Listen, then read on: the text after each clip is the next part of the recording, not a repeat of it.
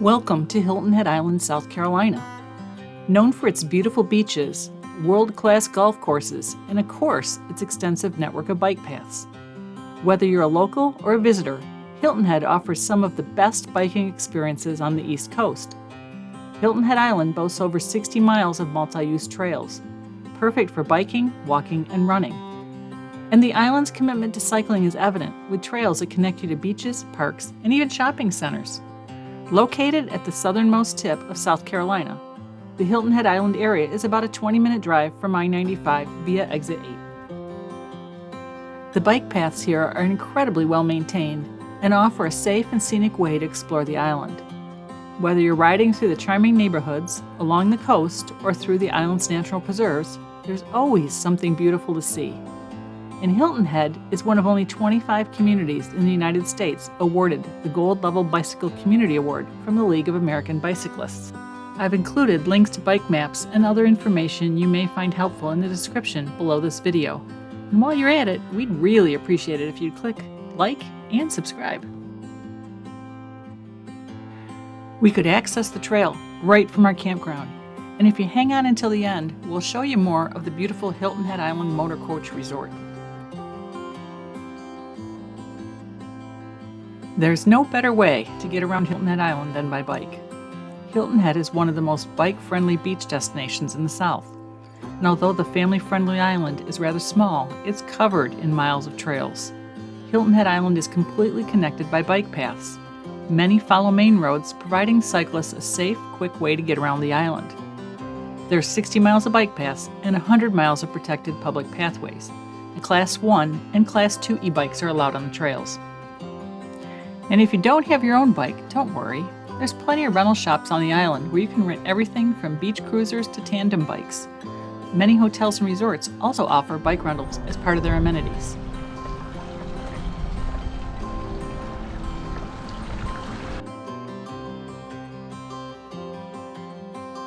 For us, there were so many trails it was easy to get lost. So you want to keep your eye out for the handy map kiosks located at major points along the trail. I also found myself looking on the Trail Link app a few times to get a better sense of where we needed to go. Crossing Broad Creek was the only part of the ride where we were directly exposed to traffic. The shoulders were pretty wide, as you can see, so it wasn't that bad, but it was pretty windy up there on top of the bridge, and of course the cars were going 55 miles an hour as they went past you. This is the only spot where we were actually on roadway.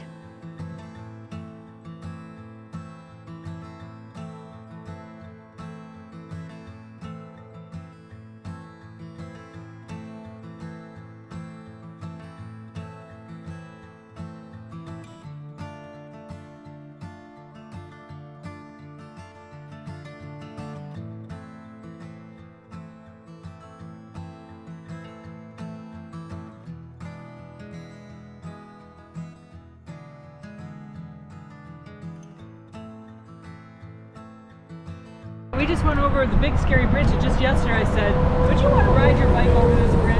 I said only if I have to. I wouldn't do it voluntarily. And you know, I didn't like it very much, but we got to the other side. But I never felt the car was close enough to me to be of any danger. No. So we're not going back that way, by the way, because we're doing the loop. And oh, by the way, the loop starts right in front of our campground. And off we go.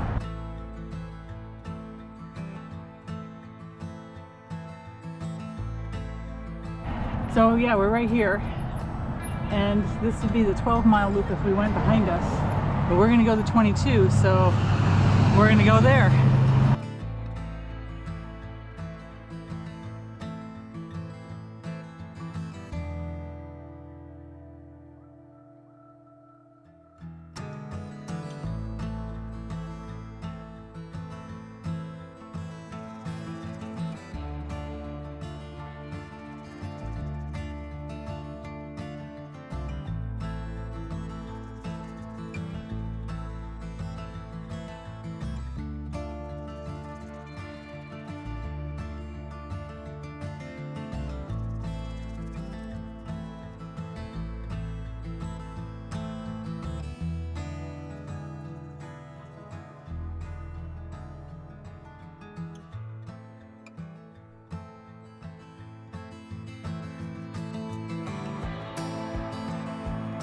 Time for lunch at the Skull Creek Boathouse. It's a little bit off the beaten path, but it's definitely worth a stop.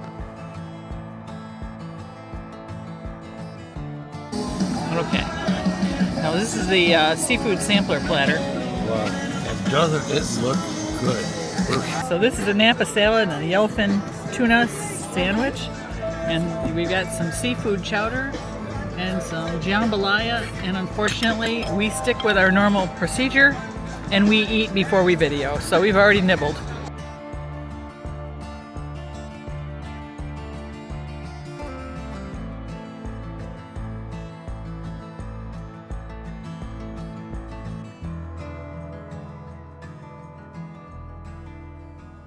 After the boathouse, we rode past a couple of golf courses on our way to find the beach.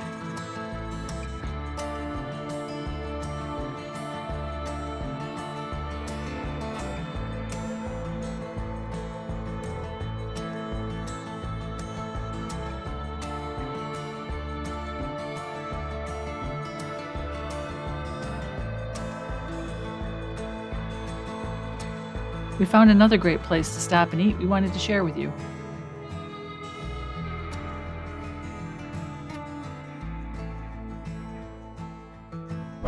Some things you can always count on, and that's that I'm going to eat my food before I record it. So these are fried green tomatoes, and it looks like they have like a grits underneath them, and they're really quite tasty.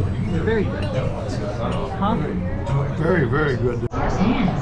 Yep, I took a bite out of my blackened shrimp tacos too, but they're really nice with their remoulade and pineapple salsa, fries, and my Bloody Mary. And Randy's got his bottomless Bloody Mary and a tuna, Yellow tuna. Blackened tuna. Bikes are allowed on the beach, so you can head down and catch a beautiful Hilton Head sunset along the water. Off we go to the beach. There are access points to the beach all along Ocean Lane Drive. Bikes can be easily ridden on the packed sands, especially at low tide, so take a leisurely ride along the beach and see Hilton Head Island's best side. Our first try at getting on the beach ended with a little bit of a need to backtrack. We came in at, I believe, Burke's Beach and quickly ran into Archer's Cove, which we weren't going to try and cross, but we had somebody who was willing to go out and show us how deep it was. First challenge, crossing the channel. Do we, don't we? It's pretty deep here, you can tell. So he's demonstrating what we'd have to cross, and I don't think we're doing it. So we got back on the main bike path and then came down the next path we thought that would take us to the beach, and we were successful this time. Got right on and we're ready to go.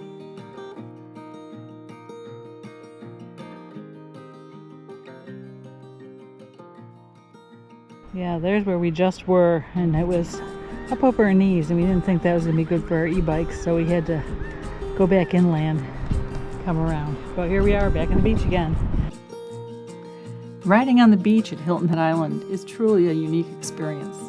The island's wide, flat, and hard-packed sandy shores make for the perfect natural bike path, allowing you to paddle right alongside the Atlantic Ocean. And as you ride, the cool sea breeze keeps you refreshed, and the rhythmic sound of the waves provides a soothing soundtrack. The beach offers stunning views of the coastline, with the opportunity to spot shorebirds, seashells, and even dolphins playing in the surf.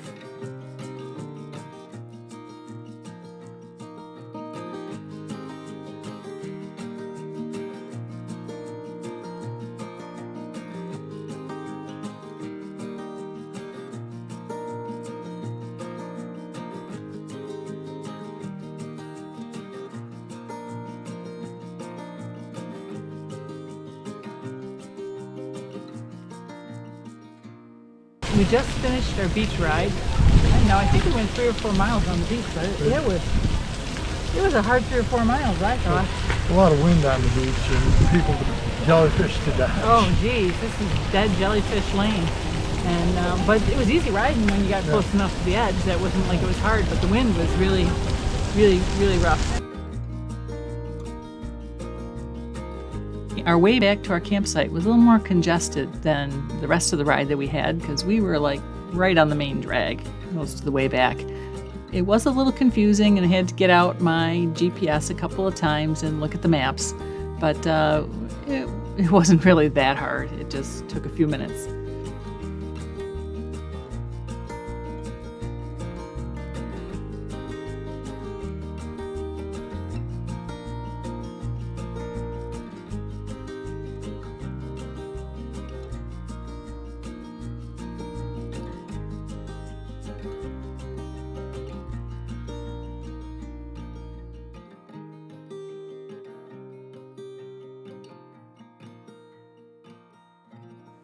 We didn't get a chance to ride the Sea Pines bike paths because they have limited access to those who aren't staying in that community. You have to bring your bike in by car, and there's a vehicle and bike fee, so we opted to leave the bikes behind and explore Harbor Town for the afternoon.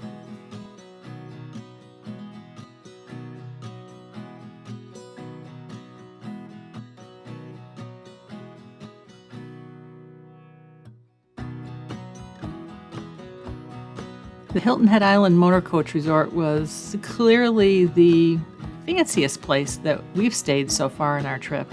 It was only for Class A motorhomes of a certain age and a size, and they had a pool and pickleball courts and lots of other great things to do. It's just an absolutely beautiful place.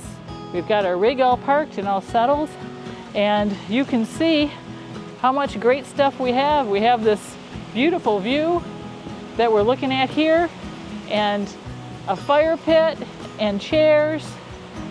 It's just a fabulous place.